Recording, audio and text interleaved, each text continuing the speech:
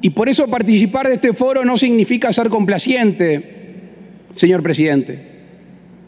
Y por supuesto, con el respeto debido, cuando uno ve que en determinados países no hay una democracia plena, cuando no se respeta la separación de poderes, cuando desde el poder se usa el aparato represor para callar las protestas, cuando se encarcelan opositores, cuando no se respetan los derechos humanos, nosotros en esta voz tranquila pero firme debemos decir con preocupación que vemos gravemente lo que ocurre en Cuba, en Nicaragua y en Venezuela.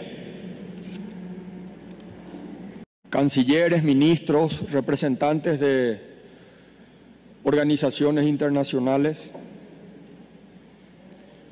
mi presencia en esta cumbre en ningún sentido ni circunstancia representa un reconocimiento al gobierno del señor Nicolás Maduro.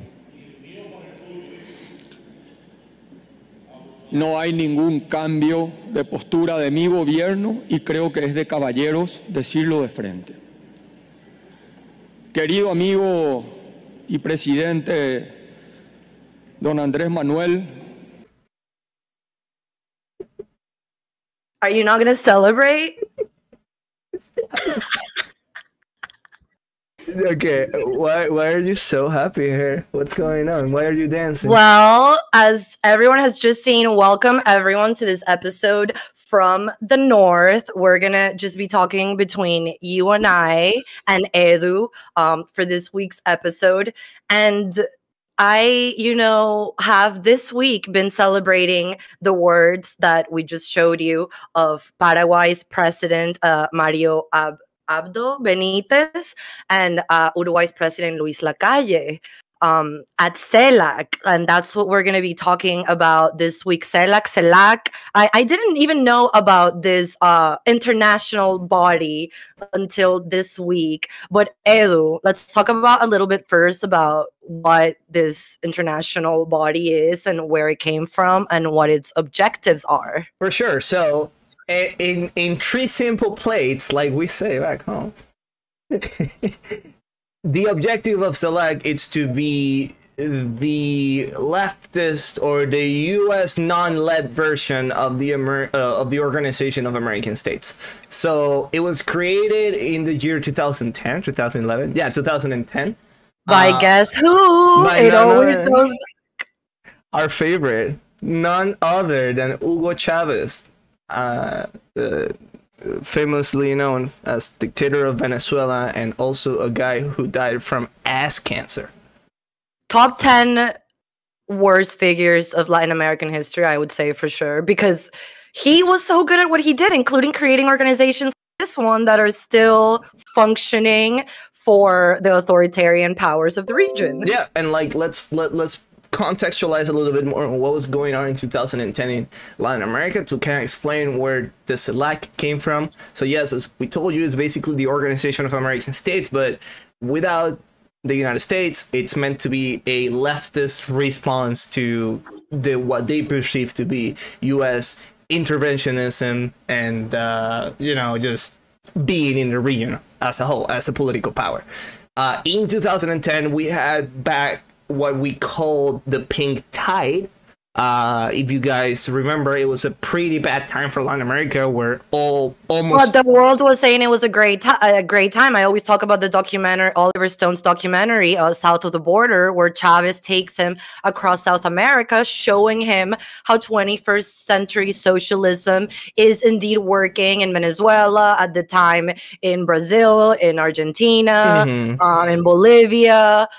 So this is the time before the world realized that people were dying of hunger in Venezuela thanks to 21st century socialism. Yeah, this is when the lie of Venezuela's paradisiac socialism was still up and running, when you had all the guys from the Jacobin praising Chavez, when you had Noam Chomsky praising Chavez and all those guys. This is back in 2010. Before the shit hit the fan. Before the shit hit the fan. So you had Chavez in Venezuela. At that time, you had Lula in Brazil. You had Correa in Colombia, if I'm not mistaken.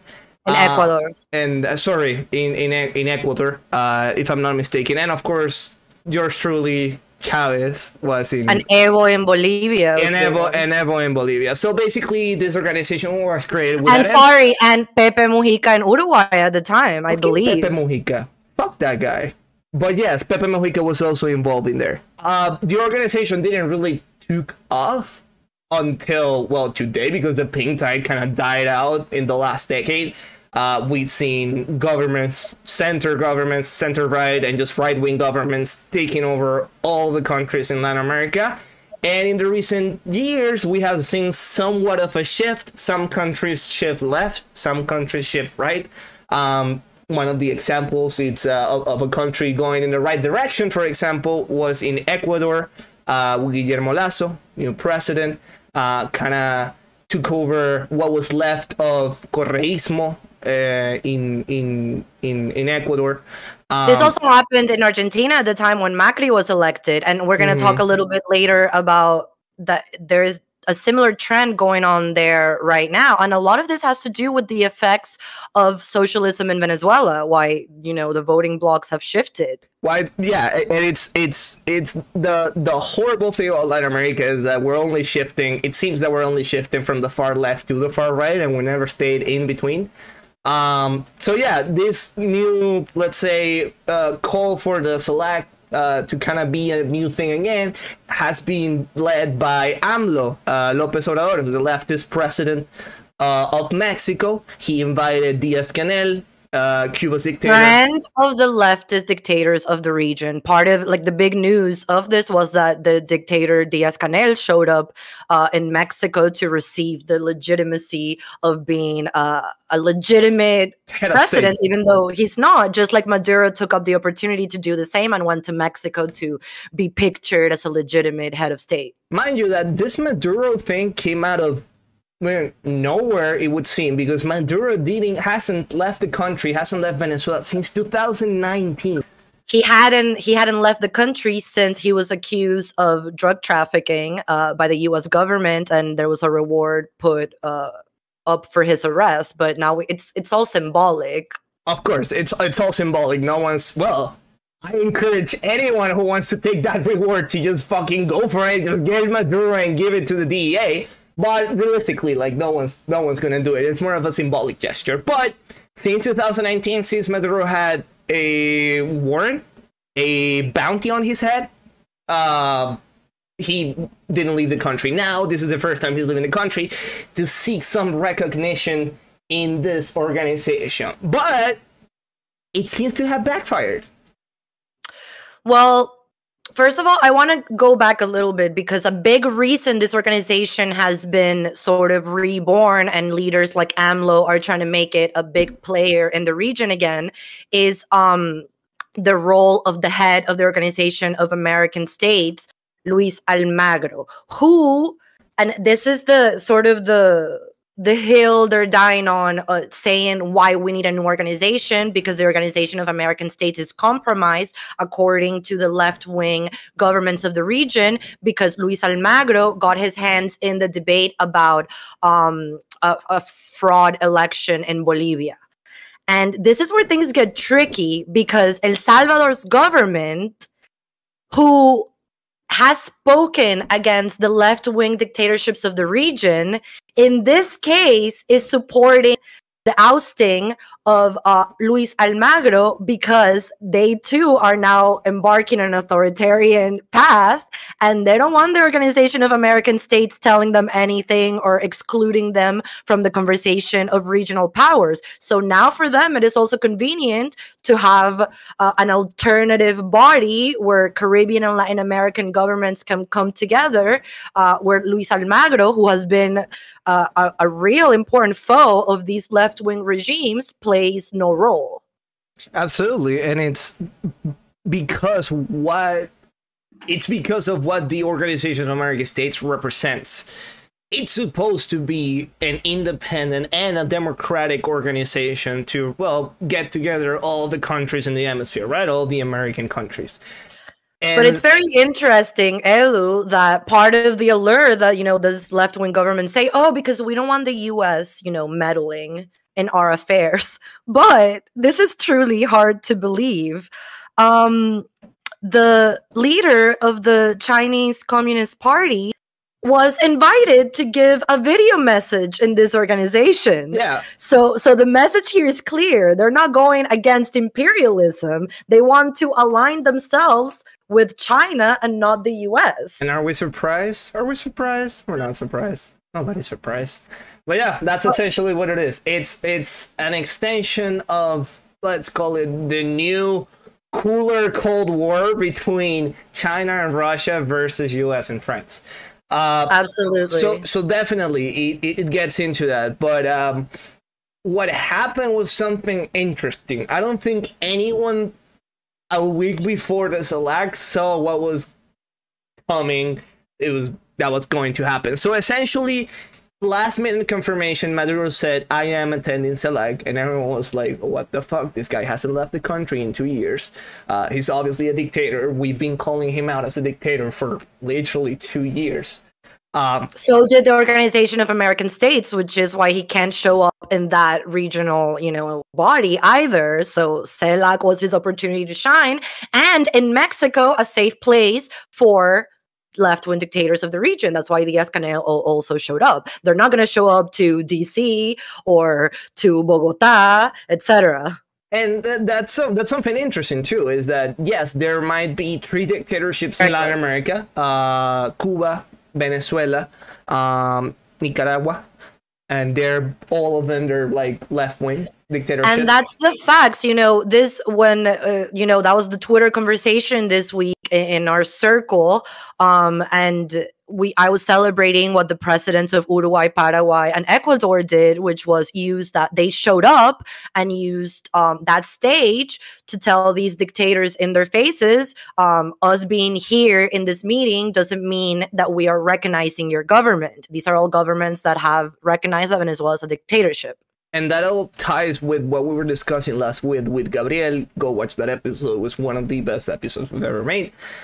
Which is, okay, maybe these organizations such as CELAC, yes, we can admit that they're fundamentally flawed, but we can compare the responses of anti-leftist, anti-authoritarian regime and what their effect was after the CELAC. So let's compare, for example, Brazil didn't show up. Why didn't Brazil show up, Germania?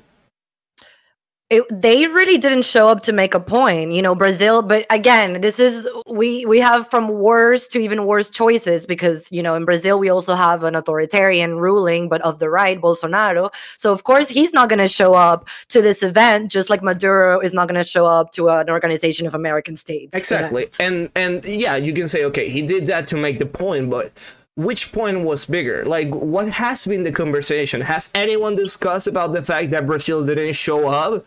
No, right. That kind of went under the table. But, oh boy, have we seen discussion about what the presidents of Uruguay and Paraguay said to Maduro to their faces? Chile and Colombia also didn't show up, another of the strong democracies of the region. We don't know if they didn't show up to make a point or what, but they chose not to show up, just like Argentina's president, but he's dealing with a lot back at home that we're going to talk a little bit later. So that's why he didn't show up. But here's a question that we have talked about in this show.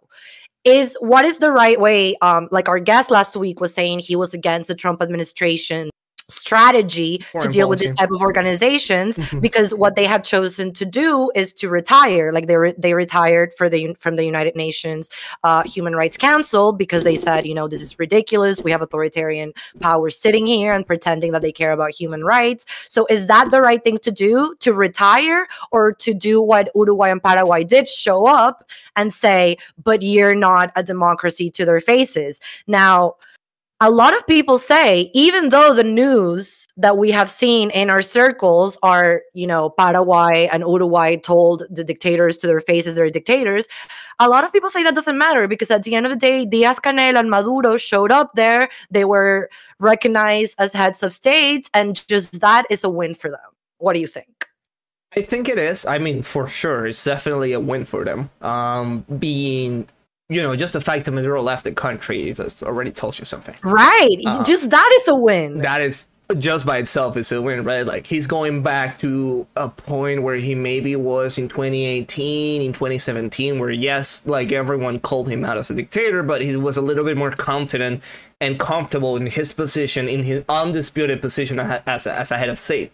Now that has become a disputed position with the interim government since 2019, this is obviously a desperate move from the Maduro regime to gain that recognition. And of course, being, pat in the back by the governments of Cuba, the government of Nicaragua, the government of Mexico, the government of Bolivia, because let's talk about something. Yes, there might be 3 left-wing dictatorship, and you could put an argument there for Honduras if you want to say that it's a right wing. That's what I wanted to talk about, Edu, because when I called out the 3 dictatorships of Latin America, they are Nicaragua, Venezuela, and Cuba. Those are the full dictatorships. Yeah. Honduras could be a hybrid regime, but so could Bolivia. So then that would still, the dictatorships where the regimes hold all power are 3, and they are all left wing, and that's the facts. And not only they are all left wing and they're only 3, but there are also these hybrid regimes or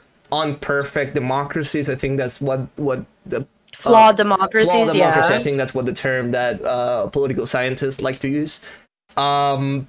They are also backing up Maduro, because it's not only Nicaragua, Cuba, and Venezuela shaking hands with each other, it's AMLO giving them a stage. Absolutely. And that's a huge, speaking about the differences between 2009 and now, Maduro didn't have AMLO back then. AMLO is a big piece in this. Absolutely. And to a certain extent, so is Fernandez, president of Argentina, who's very passive-aggressive with his relationship with the Venezuelan government, but at the end of the day, you can't be passive-aggressive with a dictatorship. You have to be aggressive. You have to call them out. There was no reason for the Uruguayan president to do it. There was no reason for the Paraguayan president to do it, yet they still did it, because it's the right thing, and because it's also a power move in this fight between authoritarianism and democracy in the continent. It pisses me off that when I was reading Western coverage of CELAC, they were like, the U.S.-aligned governments of Paraguay, Ecuador, and Uruguay denounce Maduro. Like framing it as it is because they are doing the U.S.'s bid. But how about just powers aligned with democratic values? I'm gonna just put it in a sentence for you. That's just the condescending white left. It's the idea that Latin Americans cannot decide for ourselves to be a democracy. We cannot decide for ourselves to stand up against authoritarianism. And we cannot decide for ourselves whether or not we want to be a capitalist nation or a socialist nation. That it always has to have an ulterior motive, always related to their big sandman, the United States government. So it's the condescending, xenophobic, racist point of view that white and first world leftists like having, and the propaganda that they're being fed by Russia, by China. And that was the talking points surrounding this debate. As I was sharing the speeches of Uruguay and Paraguay, the tankies start replying, oh, they are aligned to U.S. imperialism. One of them even called the president of Paraguay a white supremacist for standing against a dictatorship. So again, we see the same talking points to defend left-wing dictatorships in Latin America. And it's it's regretfully it's what it is. But I will say though that out of all this, out of CELAC actually happening, because I knew it was going to happen. I was just preparing myself to see these regimes being a little bit more recognized internationally. But what I got from there, it's knowing that there are some governments that are standing up for us and standing up against them in such an international and a public stage, in such a public and direct manner. The way that they did it, props to both of them. Which, as we said, back in 2010, we didn't have governments standing against. We didn't.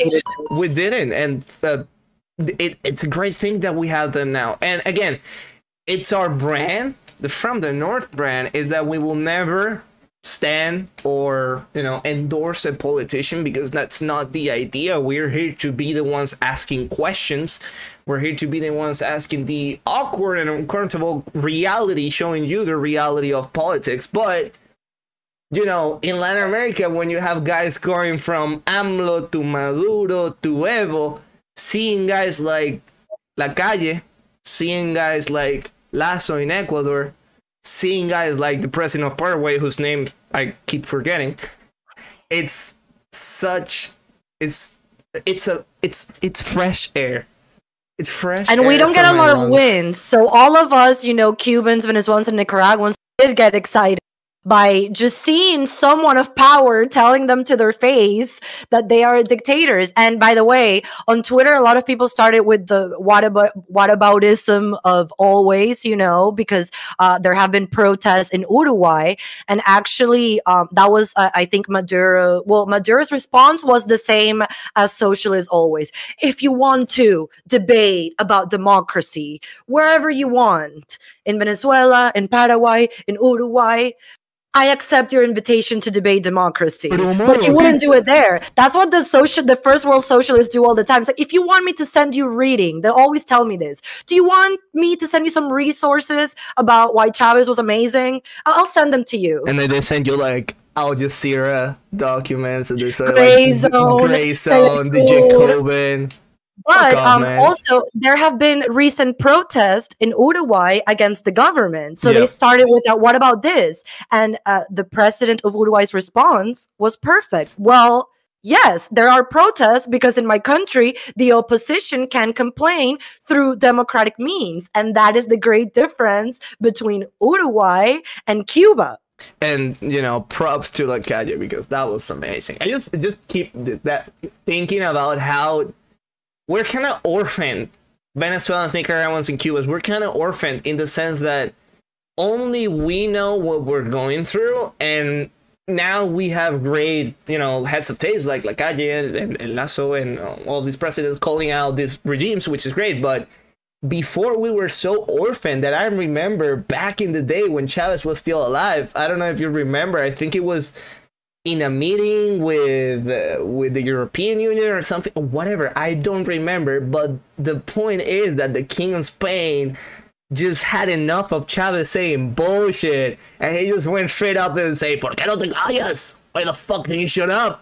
And that was a big thing for like 2 years, for 3 years. You know, I don't think that was as good, because Chavez's response to that was really good. I know. And Chavez's response was, I was democratically elected and you weren't. And at the time, it was a sick burn. Gotta give that to the guy. It was a sick burn. But, you know, it's just that when the King of Spain says the most stupid shit, that he's just a senile man yelling at a politician, and then it was the whole conversation for like a year or two back home in Venezuela. So that's how orphaned we are. Like, we get the slightest appreciation or respect for our situation from any other foreign country, and we just can't believe it. And that's when it why should be the norm. That's where the story of Magazuela comes from. You know, when you have a US president focusing on the issue, that's why there was so much support from Venezuelans to the Republican Party. Whether it was wrong or right, you know, there was a complete vacuum of support for this really important issue. And it extends to not only Venezuelans, but it extends to a lot of Venezuelans that have you know, maybe they have left the country, as one of every five Venezuelans have done, and then they go full reactionary. Maybe they join Venezuela, or maybe they go to Spain and they become Vox fanatics, or maybe they go to Argentina and they become Milei fanatics, and that's a great segue. And that's what we're going to talk about now, because as we have said in this show a lot, the trauma that comes from left-wing regimes and right-wing regimes, you know, if you come from a right-wing regime, you're traumatized from the right, and vice versa. So what has happened with a lot of Venezuelans and the Venezuelan youth is the rise of this, they call themselves libertarian. And this is something that has spread across the region, in Argentina, in all the countries, really, where Venezuelan migrants onto, in Spain as well, as you mentioned, a lot of them support Vox.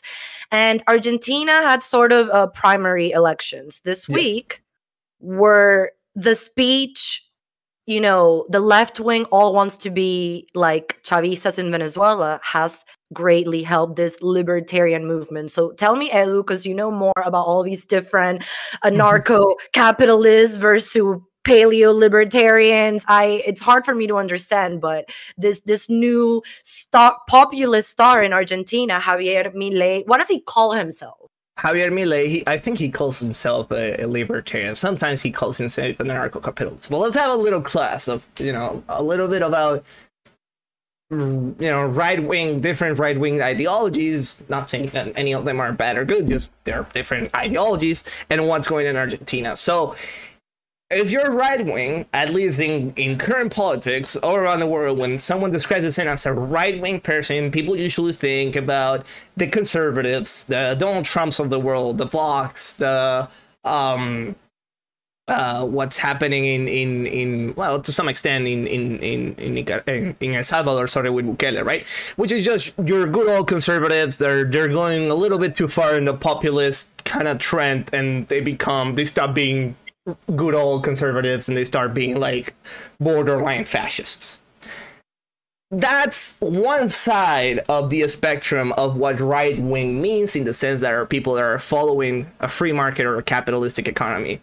On the other side of the spectrum, there are people who believe that yes, we should have a free market, but in order to have a free market, what we need to do is reduce the role of the state or disappear the role of the state. So that's when you start going with the more radical and fringe ideologies that for a lot of people don't really make sense because they haven't really caught attention to the public eye. But then all of the world was in shock when an actual libertarian, for the first time in I don't remember how many decades, actually make the headlines by being the third biggest political force in the country, so big and so important as Argentina. And this guy is a libertarian, and what they believe is that they believe in a free market economy with as little intervention of the government in the state. But do they believe in no taxation at all, right? Taxation is left, sort of thing? It depends on the levels. So there are obviously some people that completely believe that the state should disappear, that everything should be driven by the invisible hand of the free market. Those are called anarcho-capitalists. Then you have the libertarians, the minarchists. So what they feel is that the government should be there, but it should be as small as possible. It should be limited to doing the most essential things. And yeah, that means that if we want a smaller state, is because we're not going to need as many taxes. So yeah, that's one of the main things about libertarians, and that's something that joins them with the conservatives, is that they're very anti-tax. A little bit more radical in the libertarian side compared to the conservative side, but they're very fiscally conservative. So what is the main difference between like the Macri coalition and the people that are voting for someone like Javier Milei? And do they overlap? Do they support each other? What's the deal with that? It's complicated. In Argentinian politics, there's this, for the last 50, 60 years, I believe, there's been this movement called Peronismo. Peronismo is not an ideology, it's more of a political movement that has its own uncontrollable and weird momentum that has taken them from being a socialist government to a neoliberal conservative government to a social democrat country. They've been all over the aisle in like the span of like 30 years. And Peronism is just an ideology that's a populist ideology that bases itself around the ideas, the perceived ideas of Perón, former president of Argentina. So, another figure, him and his wife, that's praised by the first world, and it pisses me off. Like the image of Evita Perón, particularly as a woman of the people. There's a musical. Madonna played her. I love the idea. It's like AOC wearing the tax the rich dress. Like it is for sure. But anyway, in Argentina, in the last 2 decades, Peronismo has been very prevalent in the form of Kirchnerismo, right? We had, well, Kirchner, the original Kirchner, husband of Cristina Fernandez de Kirchner, being president for a while. He was friends with Chavez. If you remember Chavez, you remember Kirchner. He's also on the south of the border documentary showing about the pink tide at that time. Because he was part of the pink tide. Then he died. Cristina Fernandez took over. And took corruption to a whole other level. To a whole corruption and political assassinations, because we all know what she did to Nisman. But in any case, like, it seems that Peronism was unstoppable. And of course that this Kirchnerism version of Peronism, it's very left-wing in the sense that they believe that to recuperate Argentina's economy, they need to increase taxes, they need to control foreign exchange, basically doing all the things you're not supposed to do. And the story of Argentina basically is, you know, they have Peronismo or Kirchnerismo, which is a version of Peronismo, and then they vote for what they call there a liberal government, which really means a capitalist government. Yeah. And then the capitalist government can't fix things quick enough, and then voters go back to the Peronismo that screwed them up in the first place. So that happened, you know, with the fear of what was happening in Venezuela greatly helped the election of Macri. But then Macri, and a lot of analysts say what Macri really did wrong is that he stayed with socialist policies too long to not lose the people's support, and then that backfired. And now we're once again with Kirchnerismo. And once again, I told Edu he hates Javier Milei, but his campaign slogan is quite good. It's we are a country of 50-50. We have 50% poverty and 50% inflation. It's that's where the country is at right now. And unemployment in double digits. This is a situation, as we know, for good populism to emerge. 100%. And before we get to to Milei, talk about the let's call it the anti-Peronismo, the opposition, the classic opposition to Peronismo, which was Mauricio Macri and his political party. And as Germania said it, basically he got elected. What the consensus is, let's put it that way, in the political analysis of his presidency and why he wasn't reelected, is that he started doing some reforms that were needed, but they weren't popular because economic reforms are often not popular. Shifting the economy is going to have a little trouble for the population. That's the problem here, to shift from a system where the government is so protective of the economy to a free market. You know, it's not an easy thing to do. It's not an easy thing to do, but, you know, he started doing it, and then, you know, his popularity started going down, and then he kind of backtracked on all that. So there wasn't much difference between the fiscal policy of Kirchnerismo to Macrismo at the end of Macrismo. And Peronismo came back, and of course they went harder on their socialist economic policies, and of course they were a disaster, increasing taxes, making people's money be worth less and less by the Horrible mismanagement of the pandemic is also part of it. They have had one of the strictest, you know, restrictions, quarantines, and still have not been able to control the pandemic. Yeah, which sets the stage, specifically for the pandemic, sets the stage for libertarianism and Javier Milei in Argentina.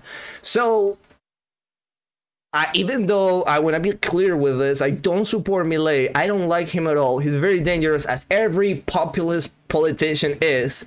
I understand why the support is coming in the way that it's coming. So you guys have to understand that there wasn't a third political, you know, party in Argentina.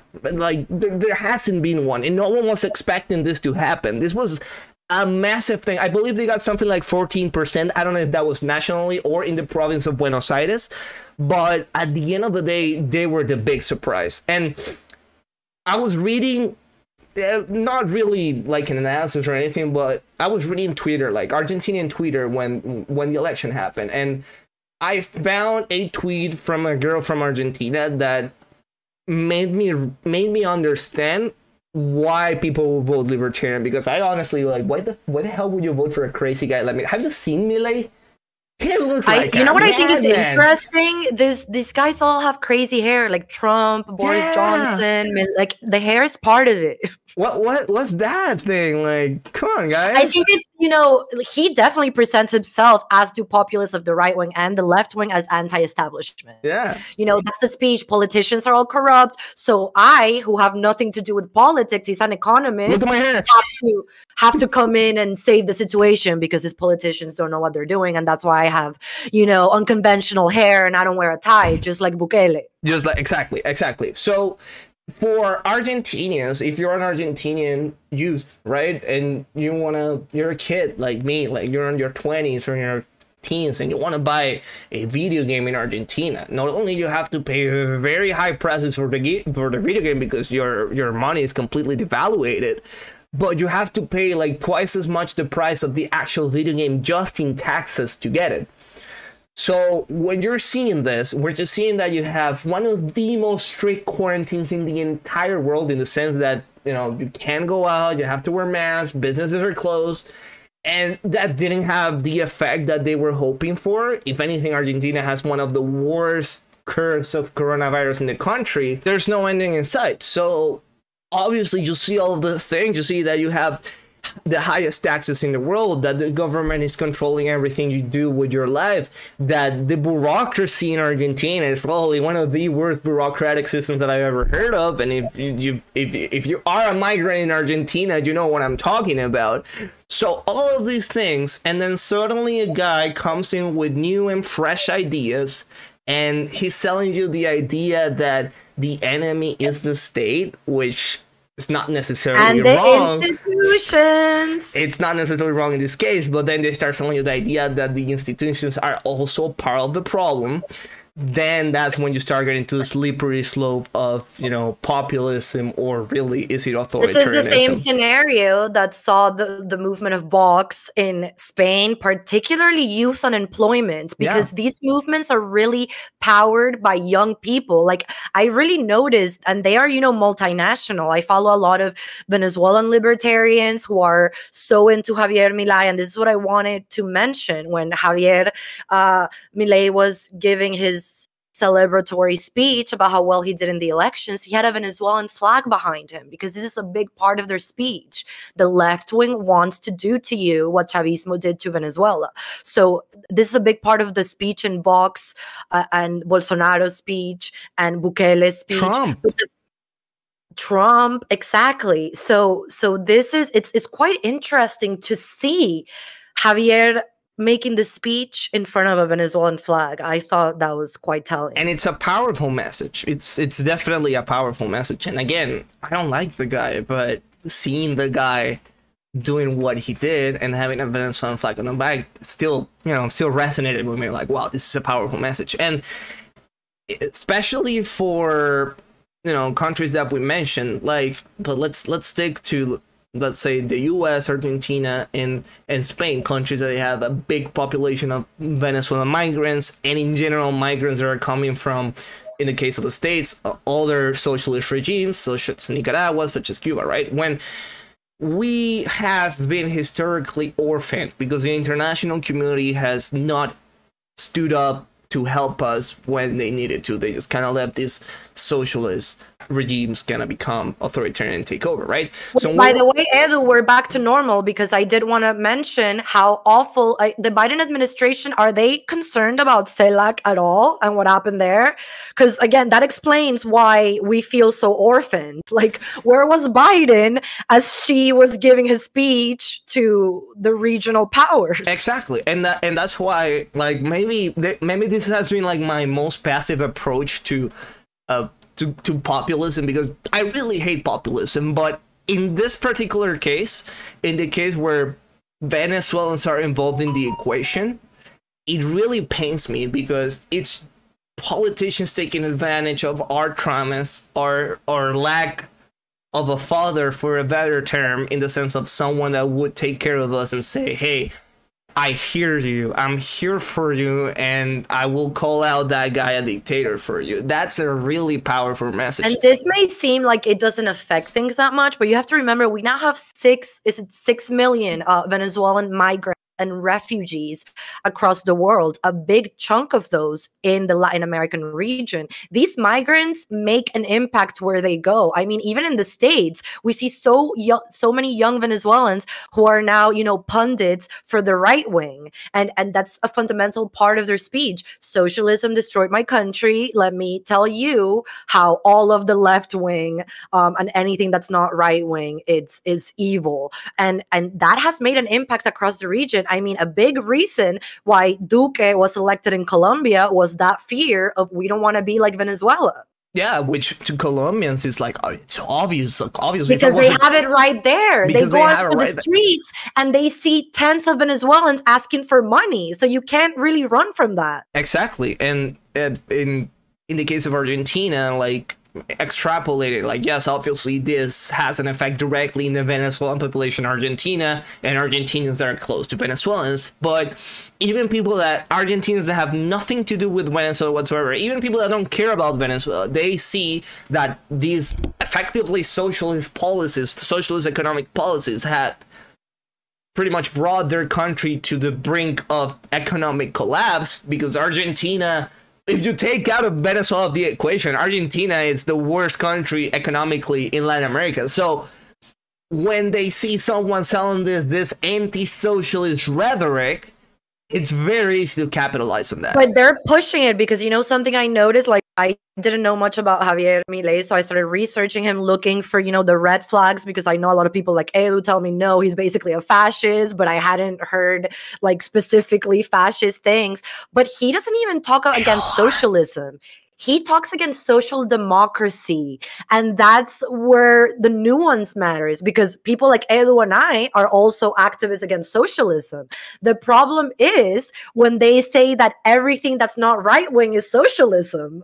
Exactly, and that is the danger of people like Javier Milei, is that they are willing to make the compromise to be friends of conservative right, which, are not supposed to be your closest allies, because at the end of the day, they are conservatives. You're supposed to be libertarian. And by the way, they are good at working with each other. Like, the libertarian movement in Argentina is, like, very tied to Vox in Spain. They are, and like they are, and that is, I think that is the main problem in the anti-socialist struggle in particular, is that it seems that the only people that are willing to ally themselves against these regimes and actually take an active role are the conservatives and the libertarians. And that's why we started this show, you guys, because we need people that aren't extremists also standing against socialism. We need nuance. So exactly, that's what happens when you have someone telling you that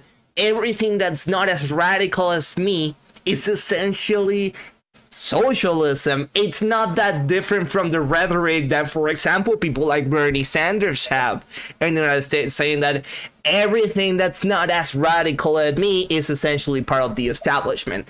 So it's not that different. It's the same playbook, but there's so much nuance. And for people like us who are coming from a socialist regime, seeing this libertarian guy might seem cool initially, but when you really look into it, it's as dangerous as the other guy across the pond. It's as dangerous as any other one. As we said, we are better off, I guess, now that we were 15 years ago, because we do have leaders in countries like Uruguay and Paraguay who are not extremists. They're mostly described as center-right. Which, again, just like everything that's left-wing is bad, it's not bad.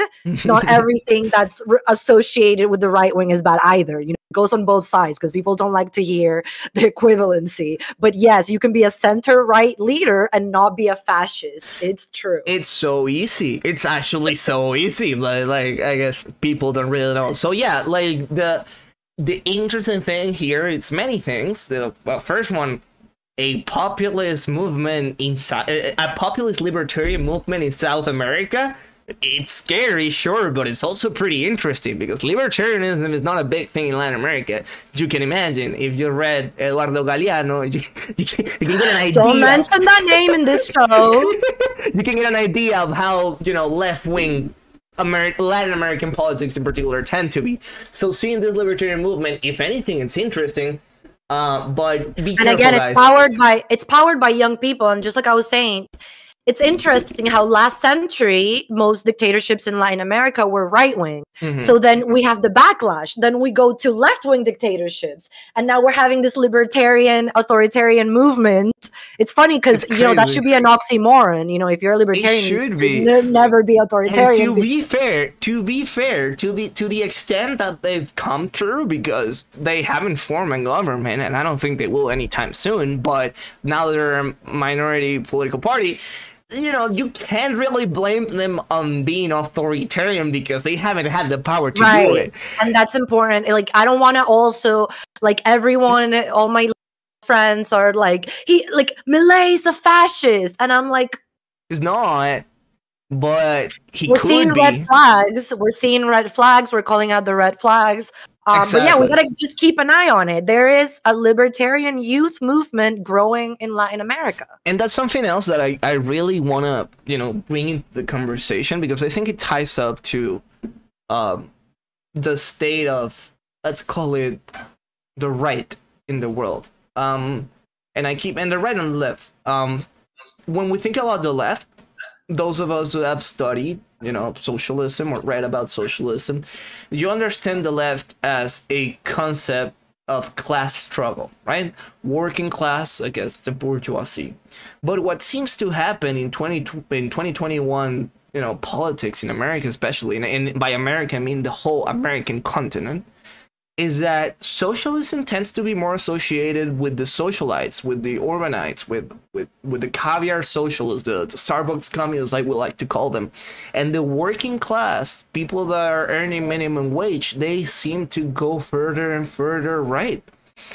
Which is... I wonder why, because, I have to bring up the AOC gala dress. It's just so good that it just shows everything. And I said the theme of the Met Gala was in America, or like American fashion or whatever. And I'm like, she got it just right. A first world socialist, privileged person who earns a lot of money a year goes to a fancy event only the powerful can attend to virtue signal how progressive she is. That is the first world, my friends. By the way, it came out today that the designer that made her dress owes a bunch of money in taxes. So, well, what comes around comes around. So that is why the left wing is not only seen as for the working class. They are not. They're so separated for the working class, which of itself allows the right wing and the right wing populists to take advantage of this. So what we're seeing, it's a weird thing that if you talk to a European or an American people that were into politics 50, 60 years ago, they wouldn't get it. But the fact is that the working class in America, in all of America, from Canada to Argentina, it's aligned to the right. And the socialists, the people that have the money, the bourgeoisie, it's aligned to the left. And what we're seeing in Argentina, it's exactly a response of that. Who do you think are Milei supporters? They're not like your average socialite from from Porteño, your average Porteño just from like Buenos with Aires. Trump. Just like with Trump. They're kids. They're youth. They're people that don't see a future living in Argentina and working and having your own business. And this is a movement that came out of Reddit, for fuck's sakes. This shows you who's the base, the support of Milei. So if this trend continues, we're eventually gonna start seeing more and more and more of this right-wing populists propping up everywhere. And it's just a shame because it seems in Latin America we're in this hamster. Yeah. Dictatorships get traumatized about the right, and then have left-wing dictatorships get traumatized about the left, and then have right-wing dictatorships again.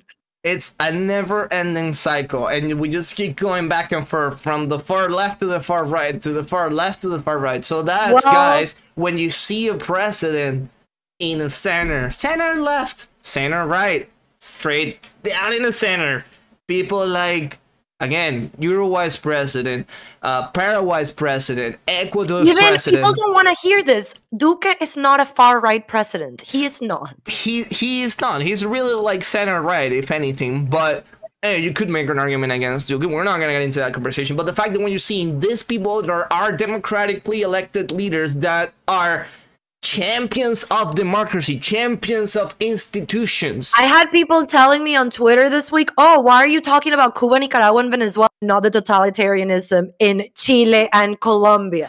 Holy fuck, take a shower!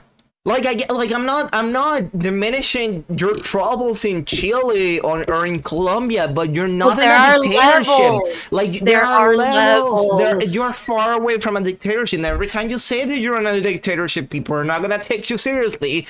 And we all know what happens if you cry wolf too early.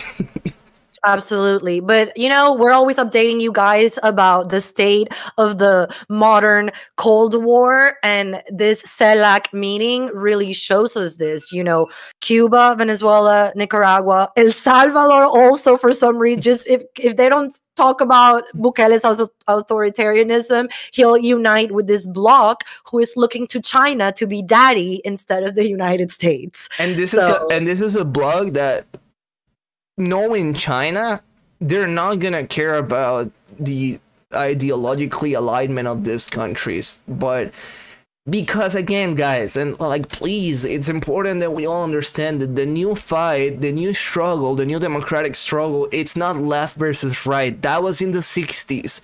That was in the 70s. The new struggle is authoritarianism versus democracy.